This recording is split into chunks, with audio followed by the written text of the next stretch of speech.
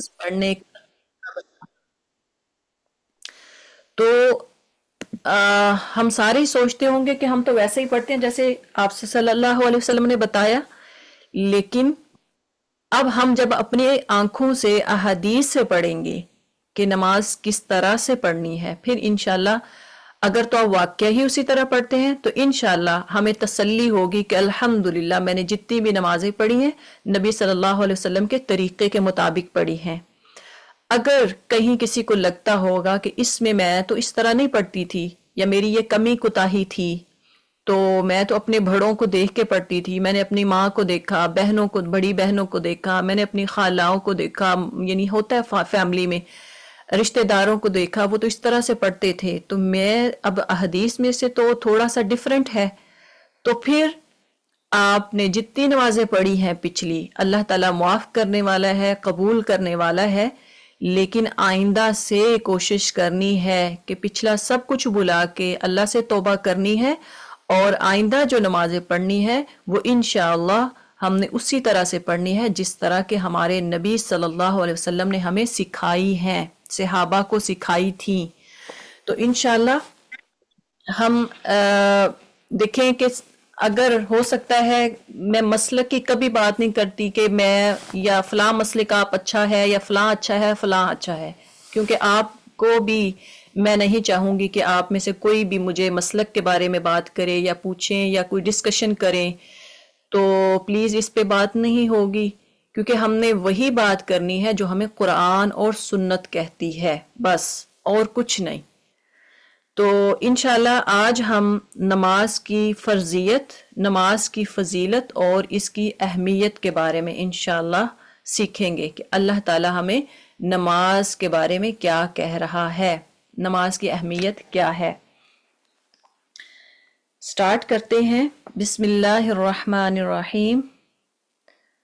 अल्हम्दुलिल्लाह अल्हम्दुलिल्लाहि नहमदुहु व नुसल्ली अला रसूलिहिल करीम।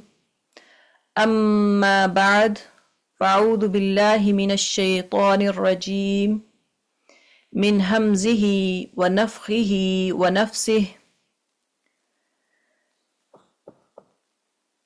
अऊज़ु बिल्लाहि मिनश शैतानिर रजीम बिस्मिल्लाहिर रहमानिर रहीम। कुल लिइबादियल्लज़ीना आमनू युक़ीमुस्सलाह। कुल कह दीजिए ए नबी सल्लल्लाहु अलैहि वसल्लम, लिइबादिया मेरे बंदों को। देखें कि अल्लाह ताला जब नमाज का हुक्म दे रहे हैं तो मेरे बंदों को, कितनी मोहब्बत है, कितने प्यार से कह रहे हैं कि ए नबी सल्लल्लाहु अलैहि वसल्लम मेरे बंदों को कह दे। ये भी तो कह सकते थे ना कि ईमान वालों से कह दे, मुसलमानों से कह दे।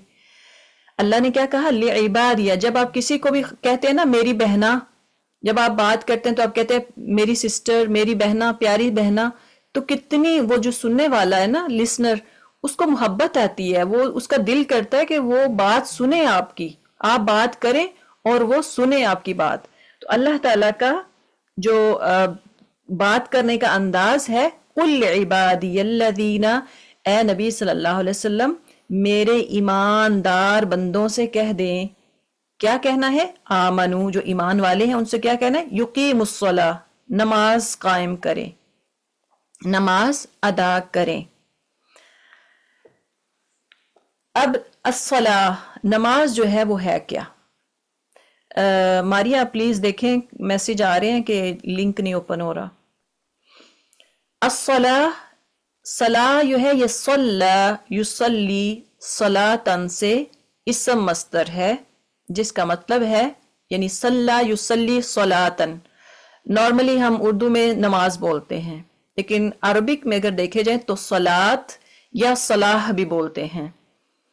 तो सल्ला युसल्ली सलातन, इसका मतलब है नमाज पढ़ना, दुआ करना, तस्बीह करना, किसी चीज पर मतवज्जो होना। अब देखें कि हम जब नमाज पढ़ते हैं, हमें नमाज पढ़ना, दुआ करना, तस्बीह करना ये तो पता है, लेकिन किसी चीज पर मतवज्जो होना, किसी चीज की तरफ अपनी इंटेंशन, अपनी जो नीयत है, अपनी अटेंशन जो है, अपनी तवज्जो जो है वो किसी चीज की तरफ करना। اب جو ٹینشن ہے جب آپ نماز پڑھتے ہیں تو کس کی طرف دھیان ہوتا ہے؟ اللہ کی طرف، کہ میں اس مالک دو جہاں کے سامنے ہاتھ باندھ کے، جیسے ایک غلام جو ہے، ایک عام بندہ جو ہے، اس میں ہر طرح کی جو کہہ لیں کہ تکبر، غرور، انا، ایگو، سب کچھ ایک طرف کر کے، ختم کر کے، اب دیکھیں دنیا کے سامنے آپ میں ایگو ہوگی، 100 طرح کا آپ میں پراؤڈ ہوگا، لیکن جب آپ اللہ کے سامنے کھڑے ہوتے ہیں نا، تو اللہ کا ایک عام سی، ادنا سی، حقیر سی، فقیر سی بندی بن کے کھڑی ہوتی ہیں. تو آپ توجہ دینے چاہتی ہیں، آپ اللہ کے طرف مخاطب ہونا چاہتی ہیں، آپ ان سے اللہ سے بات کرنا چاہتی ہیں. اور اس کا مطلب کیا ہے؟ برکت دینا. اس کا مطلب کیا ہے برکت دینا؟ کہ جب آپ نماز پڑھتے ہیں اس سے کیا ہوتا ہے؟ گھر میں بھی برکت آتی ہے، آپ کی زندگی میں بھی برکت آتی ہے، آپ کی اولاد میں بھی برکت، اللہ بلیسنگ بھیجتا ہے، نازل کرتا ہے رحمت. یعنی نماز جو ہے، جو کہ دعا بھی ہے اور تسبیح کا نام ہے، جس کو انسان جب اپنے قلب کیا ہے؟ دل، قلب اور قالب کی توجہ کے ساتھ ادا کرتا ہے، یعنی جب پوری اس کی جو اٹینشن ہے وہ اللہ کی طرف ہوتی ہے دنیاوی زندگی میں، تو اللہ تعالیٰ پھر راحت اور سکون، اور آخرت میں وہ انسان جو پڑھنے والا ہے وہ رحمتوں کا مستحق ٹھہرتا ہے. تو انشاءاللہ جب نماز آپ پوری توجہ کے ساتھ پڑھیں گے تو ضرور انشاءاللہ اللہ تعالیٰ آپ کو دنیا میں بھی رحمتیں اور آخرت میں بھی اس کے ذریعے سے آپ کو جنت انشاءاللہ عطا کرے گا. آگے ہے نماز کی فرضیت اور اس کی امپورٹنس کیا ہے. نماز جو ہے وہ دیکھیں بیسک جو ہمارا 5 پلرز آف اسلام ہیں، اس میں سے بیسک یہ پلر ہے، بیسک پارٹ ہے نماز. تو نماز دین اسلام کا بنیادی ستون ہے، اور اس کی حیثیت اسلام میں ایسی ہی ہے جیسا کہ کسی خیمے کی یا کسی گھر کی ایک روم ہے. ٹھیک ہے، اب ایک روم جب آپ بناتے ہیں تو اس کی کتنی سائڈز ہوتی ہیں؟ 4 سائڈز ہوتی ہیں. اسی طرح سے اسلام کا جو پلرز ہیں وہ 5 ہیں. اب ایک بھی گھر کا جب آپ روم بناتے ہیں، ایک بھی سائڈ جب آپ نہیں بناتے تو وہ روم نہیں ہوتا، اس کو کیا کہیں گے؟ برآمدہ کہتے ہیں، وہ روم نہیں ہوتا. تو دیکھیں کہ اسی طرح سے اگر ایک بھی پلر اسلام کے جو 5 پلرز میں سے ایک بھی پلر کو آپ ادا نہیں کریں گے، آپ نہیں پڑھیں گے، تو گویا آپ نے وہ جو اسلام ہے اس کا ایک پلر کو ختم کر دیا، تو وہ پورا اسلام پھر نہیں ہوگا. اسی طرح نماز چھوڑ دینے سے اسلام بھی چھوٹ جاتا ہے، جیسا کہ سیدنا معاذ بن جبل رضی اللہ تعالی عنہ بیان کرتے ہیں کہ رسول اللہ صلی اللہ علیہ وسلم نے فرمایا رأس الامر الاسلام وعمودہ الصلاۃ. دین کی بنیاد اسلام ہے اور اس کا ستون نماز ہے. دین کی بنیاد جو ہے نا وہ کیا ہے؟ اس کی فاؤنڈیشن جو ہے وہ ہے اسلام، اور اس کا پلر وہ نماز ہے. اسی طرح سے سیدنا عبداللہ بن عمر رضی اللہ تعالی عنہ بیان کرتے ہیں کہ رسول اللہ صلی اللہ علیہ وسلم نے فرمایا بنی الاسلام علی 5، اسلام کی بنیاد جو ہے 5 چیزوں پر رکھی گئی ہے. نمبر 1 شہادہ اللہ الہ الا اللہ، گواہی دینا کہ اللہ کے علاوہ کوئی اور نہیں. نمبر 1 کیا ہے؟ گواہی ہے. جب انسان اسلام قبول کرتا ہے تو سب سے پہلے کیا کہتا ہے؟ کلمہ پڑھتا ہے، اشہد ان لا الہ الا اللہ و اشہد ان محمدن عبدہ و رسولہ و اشہد ان محمد رسول اللہ.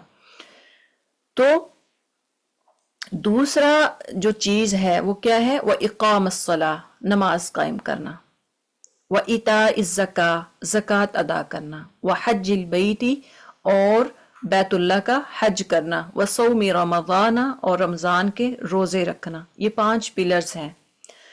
اسی طرح سے سیدنا عبادہ بن سامت رضی اللہ تعالی عنہ بیان کرتے ہیں کہ رسول اللہ صلی اللہ علیہ وسلم نے فرمایا خمس صلواتی کتبہن اللہ، یعنی اللہ عز و جل نے بندوں پر 5 نمازیں فرض کی ہیں، 5 نمازیں فرض کی ہیں۔ جو شخص ان کے حق کو ہلکا جانتے ہوئے ان میں سے کسی کو ضائع نہیں کرتا بلکہ انہیں ادا کرتا ہے تو اللہ تعالیٰ اس کے ساتھ وعدہ ہے، اللہ تعالیٰ کا اس کے ساتھ وعدہ ہے کہ اس کو جنت میں داخل کرے گا، اور جو شخص انہیں ادا نہیں کرتا اس کے ساتھ اللہ کا کوئی وعدہ نہیں ہے، چاہے اسے عذاب دے چاہے اسے جنت میں داخل کر دے۔ یعنی چاہے جو کنڈیشن ہے نا کہ نماز جو ادا کرے گا اس کو تو اللہ ڈیفینیٹلی انشاءاللہ جب اس نے حقوق العباد ادا کیے ہوں گے انشاءاللہ اس کو اللہ تعالیٰ جنت میں داخل کرے گا۔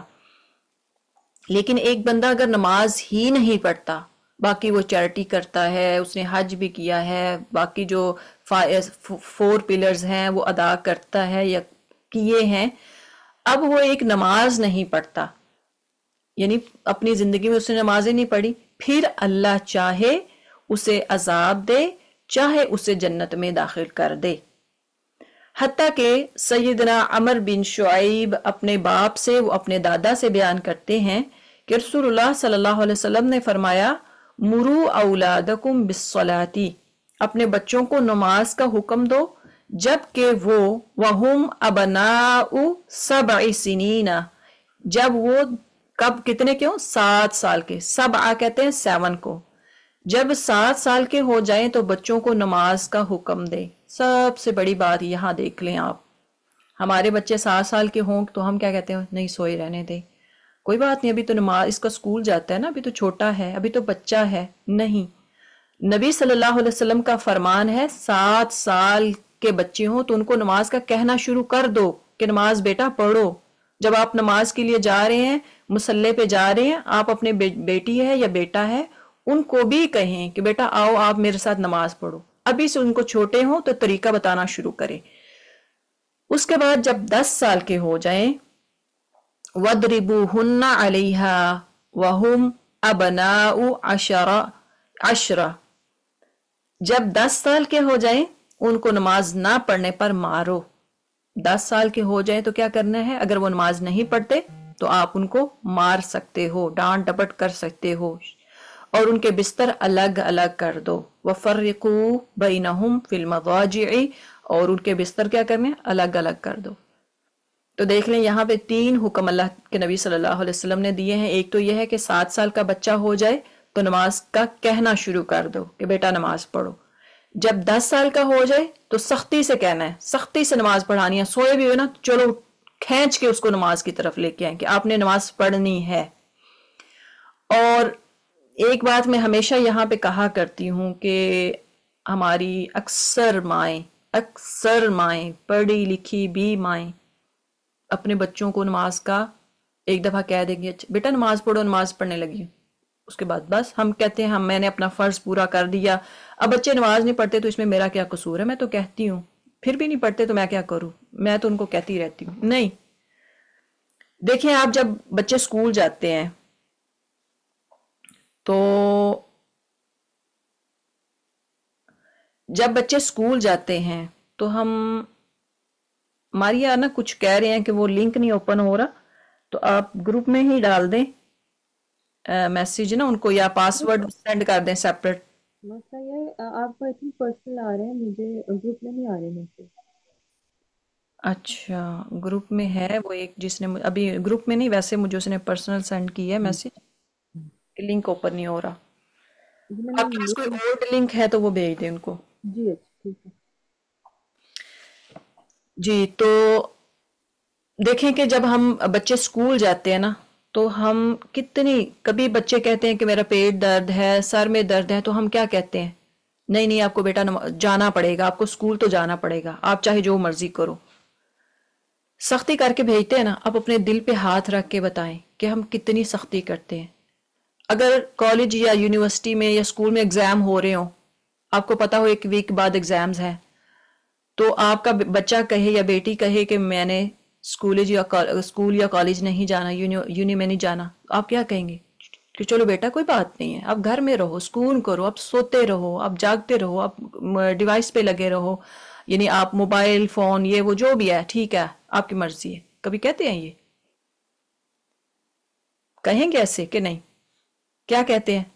آپ نے تو جانا ہے، آپ کو پتا آپ کے ایگزام قریب ہیں، فیل ہو جاؤ گے، گریڈ صحیح نہیں آئے گا، ہم اتنی تگو دو کر کے ان کو بھیجتے ہیں، سختی کریں پیار سے جیسے بھی ہم بھیجتے ہیں، لیکن نماز کے لیے بھی ہمیں اس سے زیادہ کوشش کرنی چاہیے، کیونکہ آپ اللہ تعالیٰ نے قرآن میں نبی صلی اللہ علیہ وسلم کو حکم دیا کہ قو انفسکم و اہلیکم نارا، اے نبی صلی اللہ علیہ وسلم اپنے آپ کو بھی اپنے اہل والوں کو، و اہلیکم یعنی اہل سے مراد ہوتا ہے گھر والے جو آپ کی فیملی ممبرز ہیں، ان سب کو قو انفسکم و اہلیکم نارا، کس سے بچانا ہے؟ آگ سے، جہنم کی آگ سے۔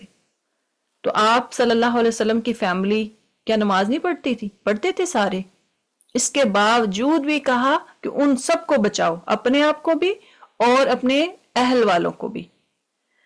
تو ہمیں بھی یہ حکم ہے کہ اگر ماں باپ نیک ہیں، نماز پڑھنے والے ہیں، تو اپنے بچوں کو خدا را ضرور ان پہ سختی کر کے جیسے کیسے بھی نماز کی طرف لے کے آئیں۔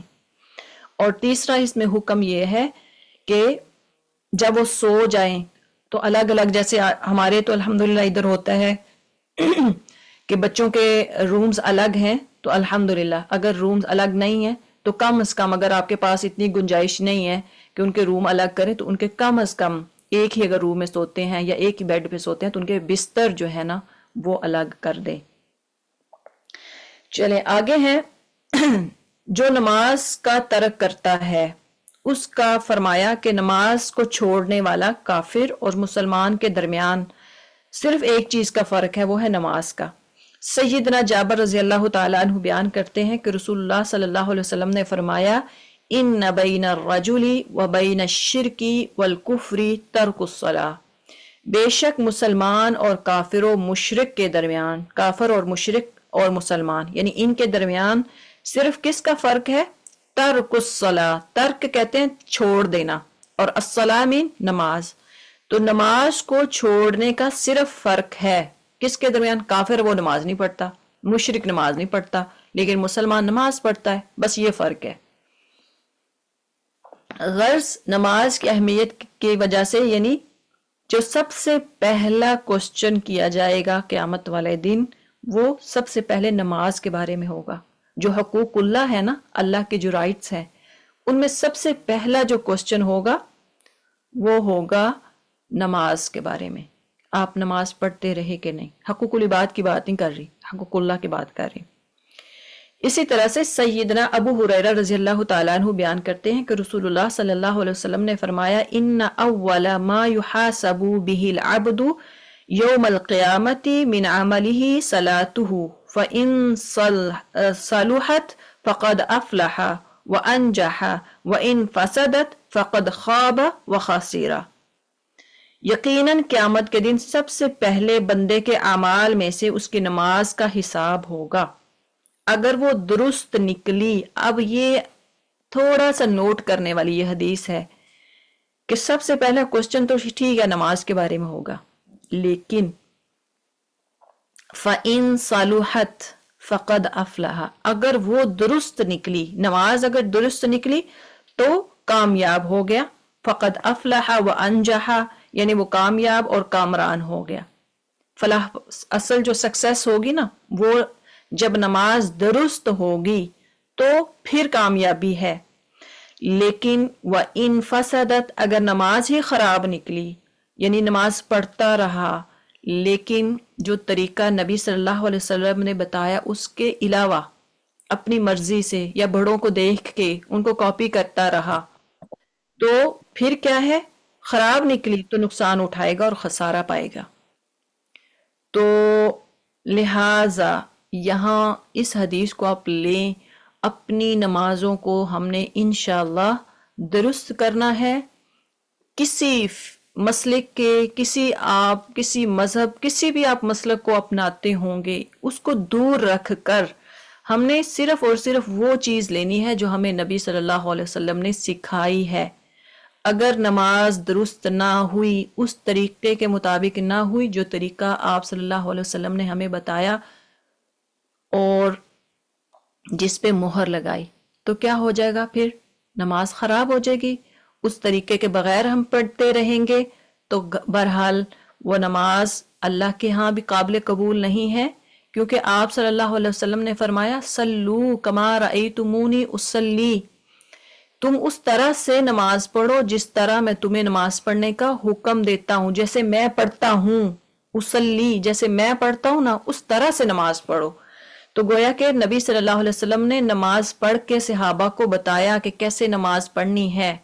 تو انشاءاللہ ہم سیکھیں گے، ایک ایک طریقہ ہم سیکھیں گے کہ آپ صلی اللہ علیہ وسلم نے سب سے پہلے کس طرح سے سٹارٹ کی، پھر کیسے کھڑے ہوئے، کیا پڑھا، کیا کچھ. انشاءاللہ ون بائی ون ہم وہ سارا کچھ سیکھیں گے. اسی طرح سے سیدنا ابو ہریرہ رضی اللہ تعالیٰ عنہ بیان کرتے ہیں کہ رسول اللہ صلی اللہ علیہ وسلم نے فرمایا ارأیتہم لو ان نہرا بباب، تمہارا کیا خیال ہے اگر کسی کے دروازے پر نہر ہو اور وہ اس میں ہر روز 5 مرتبہ غسل کرے، 5 دفعہ نہائے، کیا اس کی کوئی میل کچیل باقی رہے گی؟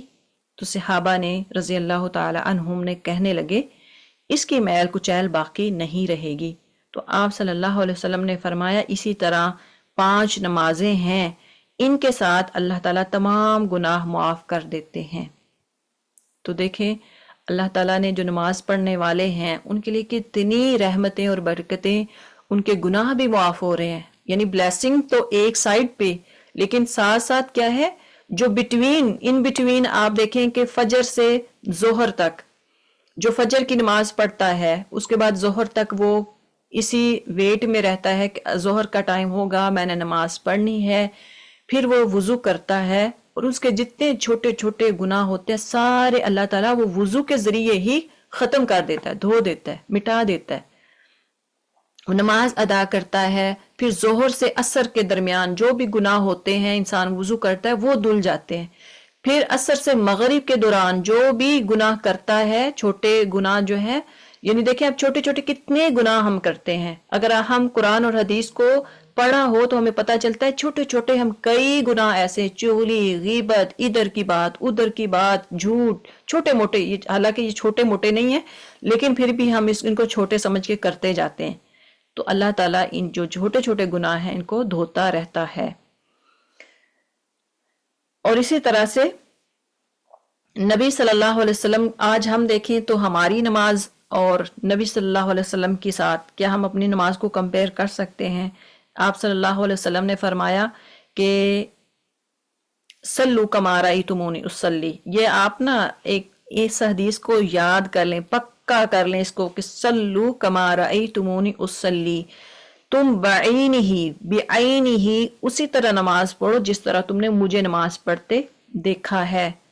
اب دیکھیں کہ جب اگر آپ بھی ظاہری بات ہے اسکول یا کالج میں گئے ہوں گے تو میتھ جو ہے اس کا رول جو ہے نا وہ سیم ہوتا ہے، اس کا پیٹرن آپ دیکھتے ہیں تو سارے یعنی جو آپ کو ٹیچر سکھاتا ہے یا بک میں لکھا ہوتا ہے بعینہ ہی ایگزیکٹ ویسے ہی ہوتا ہے. لیکن انگلش آپ اپنے پاس اگر آپ کو ٹیچر کہتا ہے ایسے لکھیں، کوئی بھی لیٹر لکھیں، آپ اپنی ورڈنگ میں لکھ سکتے ہو. کیا میتھ کو لکھ سکتے ہو؟ یا کوئی ایسا فارمولا جو سائنس کا ہو جو آپ کو ایگزیکٹ ویسے ہی لکھنا ہو تو وہ ہم چینج نہیں کر سکتے. تو اسی طرح سے ایگزیکٹ صلاح جو ہے ہمیں اسی طرح سے پڑھنی ہوگی جس طرح کے آپ صلی اللہ علیہ وسلم نے ہمیں بتائی ہے. معلوم ہوا کہ نماز کے متعلق رسول اللہ صلی اللہ علیہ وسلم کی ہر ادا کو کرنا، ان کو فالو کرنا ہمارے لیے ضروری ہے. اسی طرح سے اللہ تعالیٰ بھی فرماتے ہیں وَمَا أَتَاكُمُ الرَّسُولُ فَخُذُوهُ وَمَا نَهَاكُمْ عَنْهُ فَانْتَهُوا وَاتَّقُوا اللَّهَ إِنَّ اللَّهَ شَدِيدُ الْعِقَابِ. سورہ حشر کی آیت نمبر 7 ہے.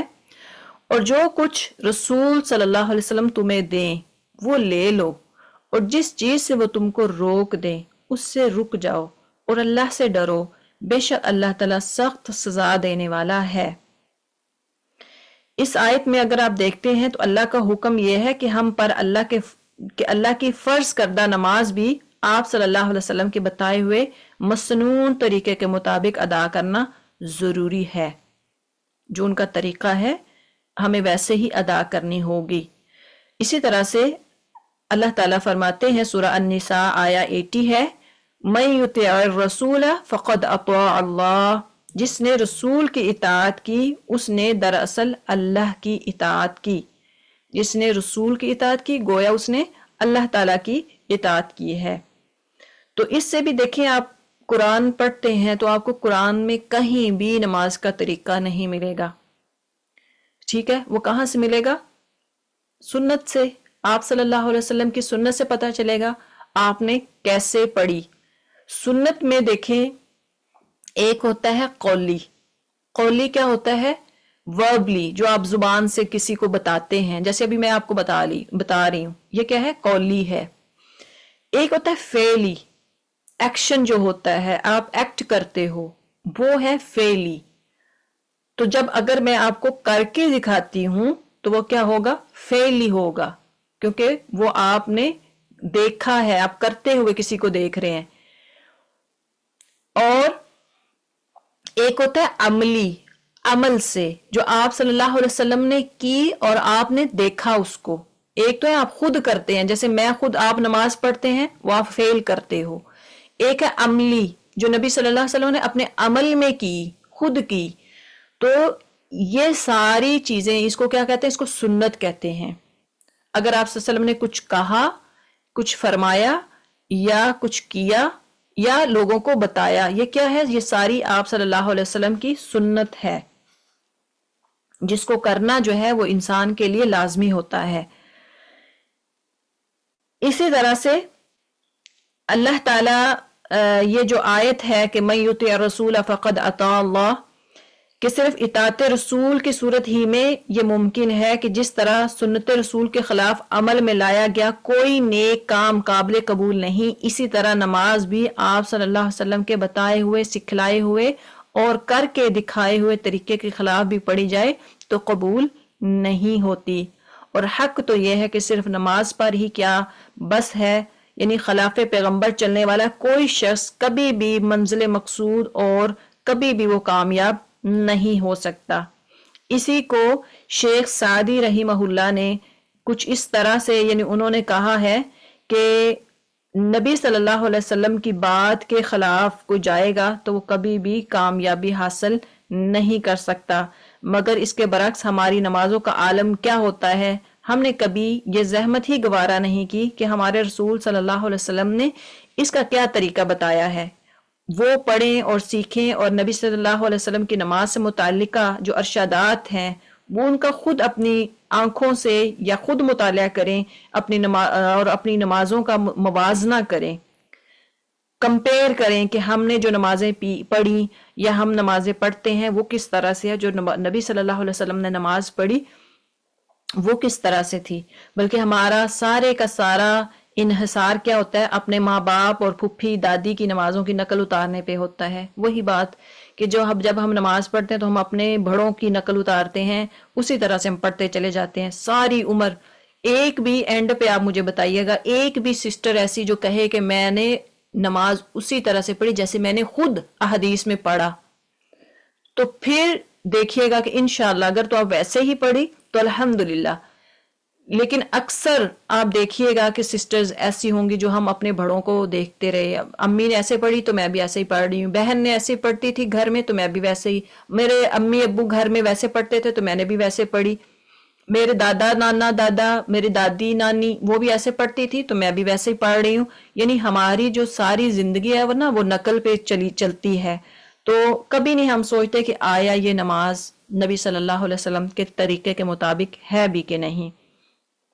تو انشاءاللہ وہ ہم آج پہلے تو ابھی ہم زیادہ تر تو اس پہ نہیں جائیں گے نماز کا، آج ہم یہ سیکھیں گے کہ جو اس کی ریڈنگ ہے، نماز کو کس طرح سے پڑھنا ہے. سب سے پہلی جو ہوگی انشاءاللہ وہ ریڈنگ ہوگی، اور کل ہم پھر اس کا 7 طریقہ بھی سیکھیں گے کہ فرسٹ جو سٹیپ ہوگا وہ آپ صلی اللہ علیہ وسلم نے کیسے ہاتھ اٹھائے، کیسے سٹارٹ کی نماز، تو انشاءاللہ وہ ہم سیکھیں گے.